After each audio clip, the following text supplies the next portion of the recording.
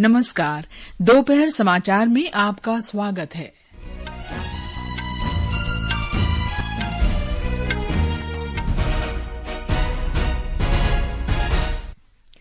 गृहमंत्री अमित शाह ने विधानसभा चुनाव के बाद जम्मू कश्मीर का राज्य का दर्जा बहाल करने का आश्वासन दिया। मणिपुर में गोलीबारी की कई घटनाओं में 6 लोगों की मृत्यु। तेलंगाना सरकार ने 33 में से 29 जिलों को बाढ़ प्रभावित घोषित किया। देश भर में गणेश चतुर्थी पर्व की आज से हर्षोल्लास के साथ शुरूआत। राष्ट्रपति, उपराष्ट्रपति और प्रधानमंत्री ने इस अवसर पर देशवासियों को बधाई दी। और पेरिस पैरालंपिक्स के आखिरी 2 दिन में भारत अपने पदकों की संख्या 30 करने के सभी प्रयास करेगा।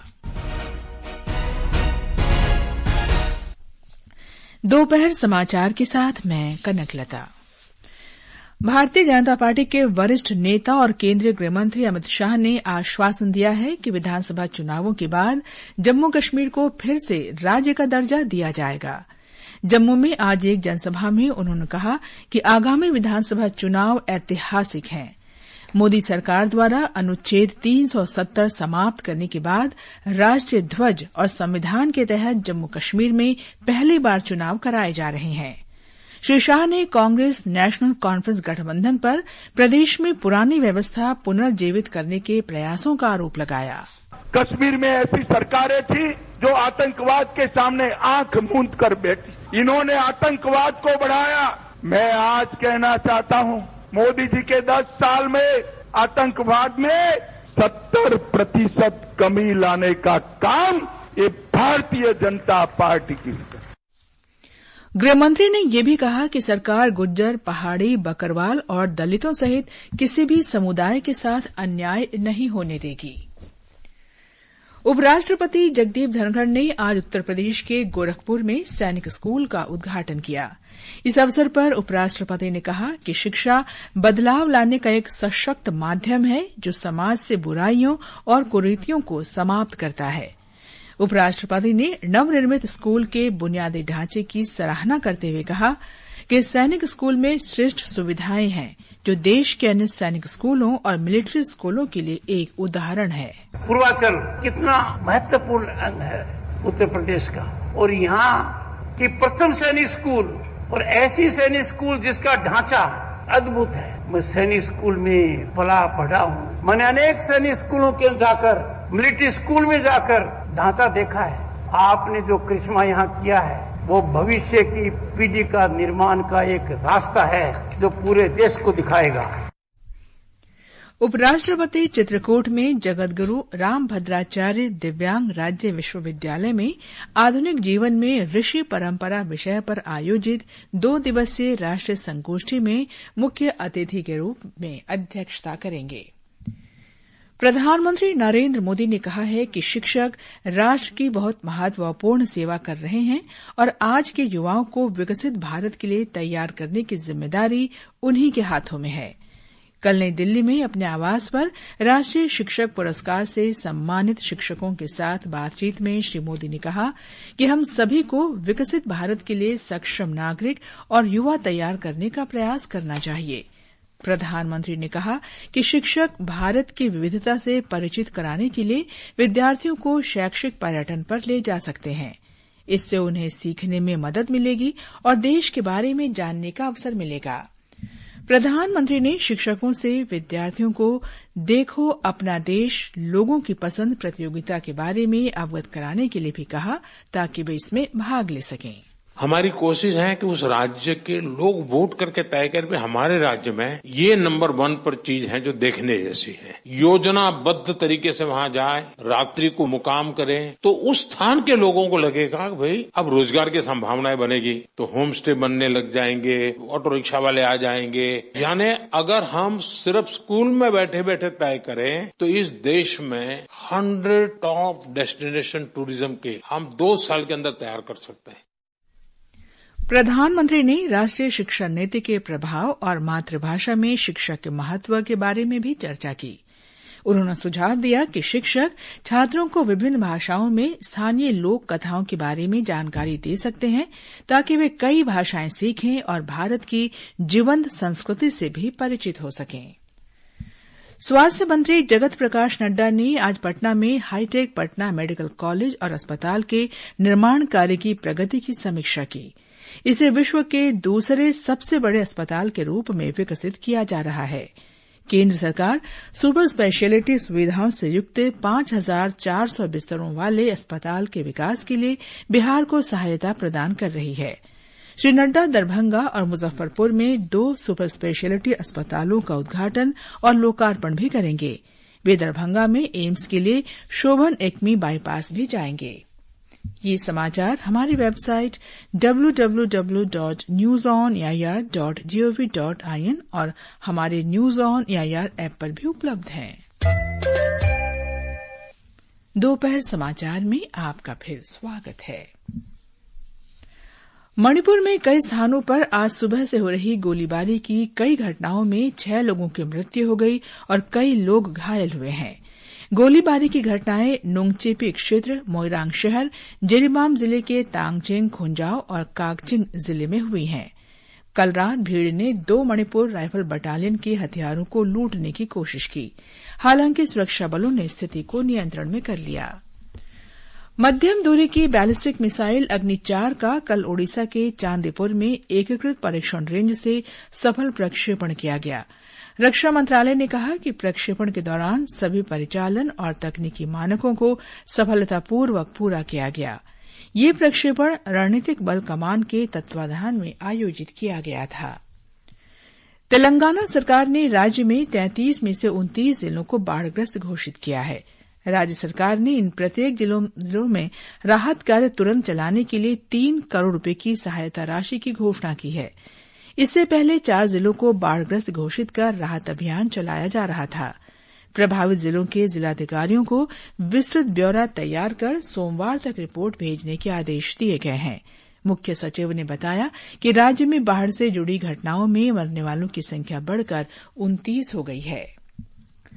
जम्मू कश्मीर विधानसभा चुनाव के दूसरे चरण के लिए नामांकन पत्रों की जांच में 267 नामांकन वैध पाए गए, जबकि 62 पर्चे खारिज कर दिए गए। 6 जिलों की 26 विधानसभा सीटों के लिए कुल 329 नामांकन भरे गए थे। सोमवार तक नाम वापस लिए जा सकते हैं। इस चरण के लिए 25 सितंबर को वोट डाले जाएंगे। दूसरे चरण के मतदान के तिथि नजदीक आने के साथ जम्मू कश्मीर में राजनीतिक गतिविधियां तेज हो गई हैं और विभिन्न दल प्रचार तथा रैलियां कर रहे हैं। इस बीच चुनाव विभाग ने आदर्श आचार संहिता के उल्लंघन की 9 प्राथमिकी दर्ज की है। 5 सरकारी कर्मचारियों को राजनीतिक गतिविधियों में हिस्सा लेने पर निलंबित कर दिया गया है। आदर्श आचार संहिता के उल्लंघन के 38 मामलों में जांच शुरू की गई है।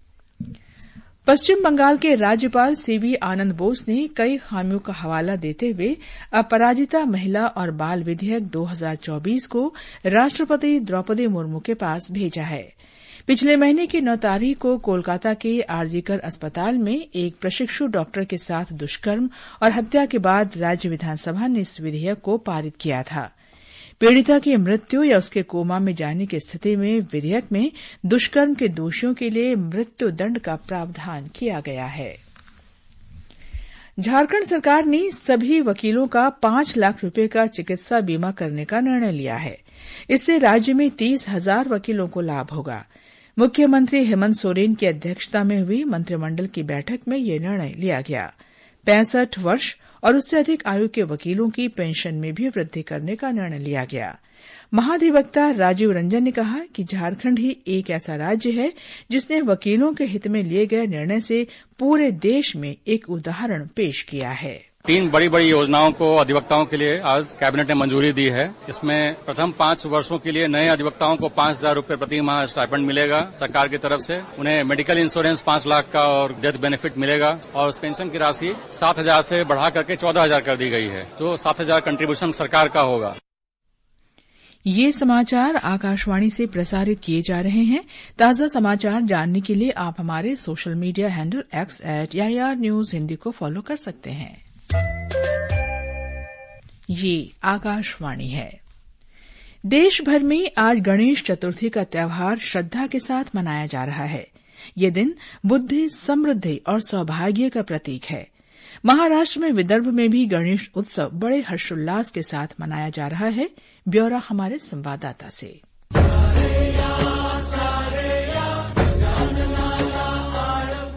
शहर के सार्वजनिक गणेश मंडलों ने गणपति के मूर्तियों की विधिवत पूजा अर्चना कर इनकी प्रतिस्थापना पंडालों में कर दी है। गाजे बाजे के साथ इन मूर्तियों को शहर के मुख्य चौराहों से घुमाया जाता है। इसके लिए पुलिस ने सीसीटीवी और सुरक्षा के अन्य इंतजाम किए हैं। नागपुर निगम द्वारा गणपति मूर्तियों के विसर्जन के लिए 400 से ज्यादा विसर्जन टैंक्स का भी इंतजाम किया गया है। आज और कल सार्वजनिक छुट्टी होने के कारण बाजारों में मूर्तियां खरीदने के लिए भीड़ उमड़ी है। आज से 10 दिन चलने वाले इस गणेशोत्सव में महाराष्ट्र के सांस्कृतिक वैभव का एक अनोखा रूप देखने को मिलता है। धनंजय वानखेड़े, आकाशवाणी समाचार, नागपुर। महाराष्ट्र के छत्रपति संभाजी नगर जिले में स्वयं सहायता समूहों की महिलाओं ने 175 स्थानों पर गणपति प्रतिमाओं के स्टॉल लगाए हैं। इन स्टॉलों ने एक सप्ताह में ही 1 करोड़ रुपए का कारोबार किया है। कुल 183 स्वयं सहायता समूहों की महिलाओं ने मिलकर 2,51,485 गणेश मूर्तियां तैयार की है। जिला परिषद की जिला ग्रामीण विकास यंत्रणा की सहायता से उमेद अभियान के तहत ये स्टॉल स्थापित किए गए हैं। इन गणेश मूर्तियों की बारीक और सुंदर कारीगरी, विशेषकर गणेश जी की विलोभनीय आंखें ग्राहकों को बहुत भा रही है। ये मूर्तियां किफायती दाम पर और 10% छूट पर उपलब्ध है। इसके अलावा गणेश मूर्ति खरीदने के बाद ग्राहक दिए गए QR कोड को स्कैन कर मूर्ति के साथ अपना सेल्फी भी अपलोड कर सकते हैं। अंकिता आप्टे, आकाशवाणी समाचार, मुंबई। राष्ट्रपति द्रौपदी मुर्मू और प्रधानमंत्री नरेंद्र मोदी ने गणेश चतुर्थी के अवसर पर लोगों को शुभकामनाएं दी हैं। सोशल मीडिया पर राष्ट्रपति मुर्मू ने कहा कि ये त्योहार देश के कई हिस्सों में सामूहिक उल्लास तथा सामाजिक ऊर्जा का एक सुंदर उदाहरण है। प्रधानमंत्री मोदी ने भी सभी देशवासियों को गणेश चतुर्थी की हार्दिक शुभकामनाएं दी हैं। पेरिस पैरालंपिक्स खेलों में भारतीय एथलीटों ने शानदार प्रदर्शन करते हुए कुल 27 पदक जीते हैं। इनमें 6 स्वर्ण, 9 रजत और 12 कांस्य पदक शामिल हैं। खेलों के अंतिम 2 दिन में भारतीय खिलाड़ी पदकों की संख्या 30 तक पहुंचाने का भरसक प्रयास करेंगे। इस बीच पैरालंपिक्स खेलों में शानदार प्रदर्शन करके लौटे खिलाड़ियों का दिल्ली के इंदिरा गांधी अंतर्राष्ट्रीय हवाई अड्डे पर भव्य स्वागत किया गया। पेरिस में चल रहे पैरालंपिक्स खेलों में अभी तक भारत ने 6 स्वर्ण, 9 रजत और 12 कांस्य सहित 27 पदक जीते हैं। प्रधानमंत्री राष्ट्रीय बाल पुरस्कार 2025 के लिए नामांकन जमा करने की अंतिम तिथि इस महीने की 15 तारीख है। ये पुरस्कार हर साल जनवरी में महिला और बाल विकास मंत्रालय द्वारा आयोजित किए जाते हैं और इस साल 26 दिसंबर को वीर बाल दिवस पर इनकी घोषणा की जाएगी। भारत ने चाड को मानवीय सहायता प्रदान की है। विदेश मंत्रालय के प्रवक्ता रणधीर जायसवाल ने सोशल मीडिया पर एक पोस्ट में कहा कि भारत ने चाड की सरकार को आग की घटना में पीड़ितों के लिए आवश्यक जीवन रक्षक, एंटीबायोटिक्स और सामान्य दवाओं से युक्त चिकित्सा सहायता प्रदान की है। श्री जायसवाल ने कहा कि 2300 किलोग्राम वजन की एक खेप आज नई दिल्ली से रवाना हुई। केंद्रीय सूचना, प्रसारण तथा इलेक्ट्रॉनिक्स और प्रौद्योगिकी मंत्री अश्विनी वैष्णव ने कहा है कि टोक्यो में जापान विदेश व्यापार संगठन के अध्यक्ष सुसुमु काताओका के साथ उनकी सार्थक बैठक हुई। सोशल मीडिया पोस्ट में श्री वैष्णव ने कहा कि बैठक में द्विपक्षीय व्यापार, निवेश और आर्थिक संबंधों को बढ़ाने पर ध्यान केंद्रित किया गया। राष्ट्रीय पोषण माह के 7वें चरण के अंतर्गत लगभग 1,37,00,000 कार्यक्रम आयोजित किए जा चुके हैं। 1 सितंबर से शुरू हुआ पोषण माह इस महीने की 30 तारीख तक चलेगा। और अंत में मुख्य समाचार एक बार फिर। गृहमंत्री अमित शाह ने विधानसभा चुनाव के बाद जम्मू कश्मीर का राज्य का दर्जा बहाल करने का आश्वासन दिया। मणिपुर में गोलीबारी की कई घटनाओं में 6 लोगों की मृत्यु। तेलंगाना सरकार ने 33 में से 29 जिलों को बाढ़ प्रभावित घोषित किया। देश भर में गणेश चतुर्थी के पर्व की आज से हर्षोल्लास के साथ शुरूआत। राष्ट्रपति, उपराष्ट्रपति और प्रधानमंत्री ने इस अवसर पर देशवासियों को बधाई दी। और पेरिस पैरालंपिक्स के आखिरी 2 दिन में भारत अपने पदकों की संख्या 30 करने के सभी प्रयास करेगा। इसके साथ ही दोपहर समाचार का ये अंक समाप्त हुआ। नमस्कार।